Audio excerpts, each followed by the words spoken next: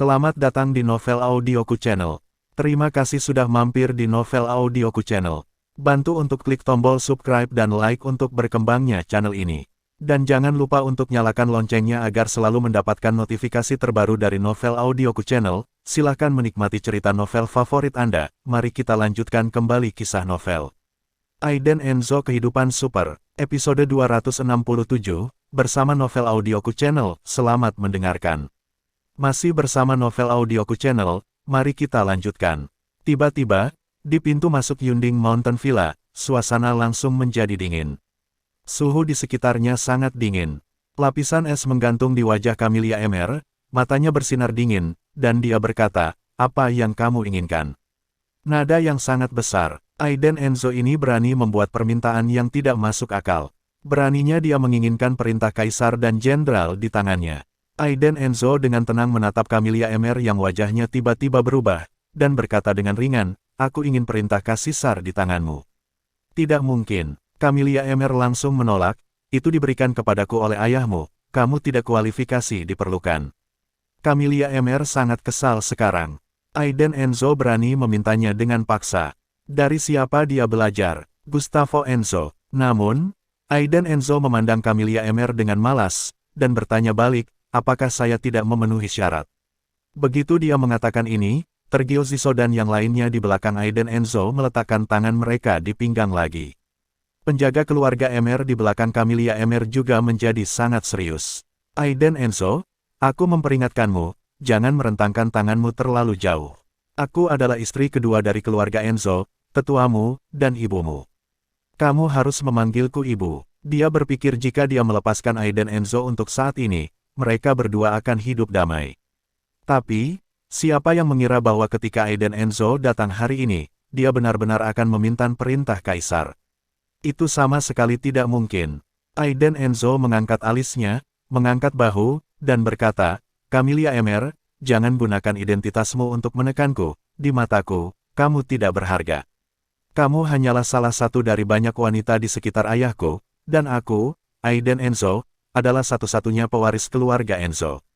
Di masa depan, keluarga Enzo akan menjadi milikku, Pulau Tianxin akan menjadi milikku, dan bahkan kamu, Camelia Emer, harus mendengarkanku." Kata-kata ini cukup mendominasi. Aiden Enzo, yang selalu pengecut, sebenarnya mengatakan tulang punggung seperti itu saat ini, yang benar-benar membuat Camelia Emer memandangnya dengan kagum. Apakah orang ini akhirnya matang? Apakah Anda mulai mengarahkan taring Anda pada diri sendiri? Camelia Emer tidak membiarkan ini terjadi. Matanya menjadi gelap, alisnya mengerutkan kening, dan auranya tiba-tiba menjadi dingin. Dia berkata, "Aiden Enzo, kamu harus ingat bahwa kamu belum mewarisi keluarga Enzo. Jika Anda berani melakukan sesuatu yang tidak sopan, saya pasti akan memberitahu paman di aula penegakan hukum. Pada saat itu, Anda tidak hanya akan kehilangan status sebagai ahli waris, tetapi juga dipenjara di Pulau Tianxin. Maukah Anda, pada saat itu, siapa yang akan melindungi Vivian Lou dan putrimu?" Camelia Emer benar. Ini juga alasan mengapa Aiden Enzo takut dan tidak pernah berani menyerang Camelia Emer. Ada terlalu banyak kendala. Jika Aiden Enzo mewarisi keluarga Enzo, hal pertama yang akan dia lakukan adalah mencabut sebagian hak Balai Penegakan Hukum. Hak-hak itu memberi banyak tekanan pada Aiden Enzo. Dia sangat kesal. Hahaha. Aiden Enzo tiba-tiba tertawa dua kali, mengubah sikap seriusnya, dan berkata, "Camelia Emer, jangan gugup, aku hanya bercanda denganmu. Sebenarnya, aku datang untuk meminjam barang lain darimu." Dengan melakukan ini, dia hanya memberikan tekanan tinggi kepada pihak lain, sehingga permintaan berikutnya dapat disetujui dengan sukses. "Apa?" Wajah Camelia Emer melembut, tapi dia masih bertanya dengan tidak senang. "Meminjam orangmu?" kata Aiden Enzo. "Peminjam." Camelia Emer curiga, benar-benar bingung tentang apa yang akan dilakukan Aiden Enzo. Aiden Enzo terus menjelaskan, "Saya memiliki sesuatu untuk ditangani, dan saya tidak ingin menggunakan orang-orang dari keluarga, jadi saya datang ke sini dan meminta Anda untuk meminjam seseorang." Camelia Emer terdiam sesaat, dan bertanya, "Berapa banyak yang akan dipinjam?" Aiden Enzo berpikir sejenak, dan membaca melihat Villa Yunding. Dia berkata, "Semuanya." "Semuanya." Camelia Emer menjadi lebih agresif, dan berkata, "Apakah kamu gila? Ada 4-500 orang di sini. Mengapa kamu menginginkan begitu banyak orang? Bagaimana situasinya? Apa yang terjadi? Aiden Enzo menginginkan begitu banyak orang. Dengan siapa dia akan berurusan? Aiden Enzo mengangkat bahu, dengan senyum samar di sudut mulutnya, dan berkata, Anda tidak perlu bertanya tentang ini. Tentu saja, jika Anda ingin bertanya, Anda dapat mengirim orang Anda untuk bertanya, tetapi saya harus memperingatkan kamu jangan ikut campur masalah ini. Wajah Camelia Emer berubah, dia melirik Aiden Enzo beberapa kali, dan kemudian berkata, kamu bisa meminjam seseorang, tapi kamu harus berjanji satu hal padaku. Apa itu? Tanya Aiden Enzo. Akan ada penyesuaian struktur personel internal di sisi cabang. Aku ingin kamu kembali bersamaku saat itu, membantuku menekan field, dan pada saat yang sama, dapatkan beberapa keuntungan dari tangan cabang. Kata Camelia Emer. Wajah Aiden Enzo menjadi gelap, apakah keluarga Emer akan menyerang keluarga cabang? Mengapa kamu tidak menemui ayahku?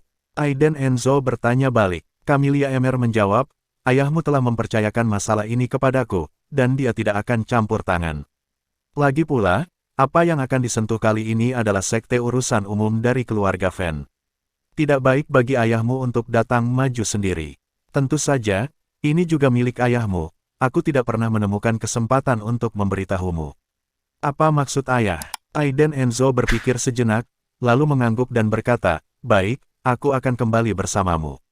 Tapi, ketika saatnya tiba, aku harus membawa Vivian Low dan Cheryl kembali bersama. Segera, Camelia Emer meledak, bergetar kepalanya langsung, dan berkata dengan tegas, tidak. Kamu kembali sendirian, adapun Vivian Low dan Cheryl, kamu tidak boleh membawa mereka kembali ke Pulau Tianxin sekarang. Kalau begitu aku tidak akan kembali. Kamu bisa menangani sendiri pemisahan keluarga, kata Aiden Enzo. Camelia Emer memelototinya, dan berkata dengan dingin, kalau begitu aku juga tidak akan meminjamkannya padamu. Semuanya kembali ke awal. Situasi menemui jalan buntu. Setelah beberapa saat, Camelia Emer melunak, dan berkata dengan dingin, aku hanya mengizinkanmu membawa kembali satu orang, putrimu. Aiden Enzo berpikir sejenak, lalu mengangguk dan setuju, baik, ini kesepakatan. Camelia Emer menoleh dan pergi, meninggalkan punggung yang angkuh. Aiden Enzo tersenyum di sudut mulutnya, melirik punggung Camelia Emer, masuk ke dalam mobil dan pergi. Pada saat yang sama, pelabuhan di pinggiran timur Sanjiang. Dermaga, wadah besar berwarna merah dan kuning di suatu kawasan. Di bengkel di sudut paling selatan dermaga, 4 pria bertato sedang menyiapkan meja di pintu untuk menggoreng. Hei, apakah menurutmu gadis-gadis di sini sangat berharga? Salah satu pria, dengan sebatang rokok di mulutnya, bertanya sambil tersenyum. Pasti berharga, ketua Bikan Group bernilai ratusan juta sekarang. Teriak pria lain. Ternyata dia wanita kaya, dia terlihat sangat cantik, aku merasa agak gatal. Pria bertato yang sebelumnya merokok berkata dengan mesum. Pria lain tertawa dan memarahi langsung, kamu wanita hamil sialan tidak melepaskannya. Apakah kamu tidak melihat perutnya membuncit? Selain itu, kata bos, wanita ini tidak bisa disentuh, sudah lama aku tidak berhubungan seks, sangat jarang menjadi begitu cantik, lihat, kurus dan lembut, apakah kamu pernah melihatnya seperti ini? Pria bertato dengan rokok itu terus menyeringai. Mereka berempat saling memandang, dan mereka semua gatal. Hei, bagaimana? Mari kita pergi bersama-sama. Bos tidak tahu, pada akhirnya mereka semua mati, jangan sia-siakan. Pria bertato dengan sebatang rokok terus merayu. 3 pria yang tersisa berpikir lama sebelum berkata, saya memperhatikan yang lain, dan itu juga sangat indah. Saya menginginkan yang itu. Lagi pula, mereka berempat saling memandang, meletakkan kartu dan berdiri, berjalan menuju bengkel di belakang mereka. Terima kasih sudah mampir di Novel Audioku Channel. Bantu untuk klik tombol subscribe dan like-nya untuk berkembangnya channel ini. Novel Audioku Channel akan memberikan lebih banyak lagi cerita novel yang lainnya dalam versi audio.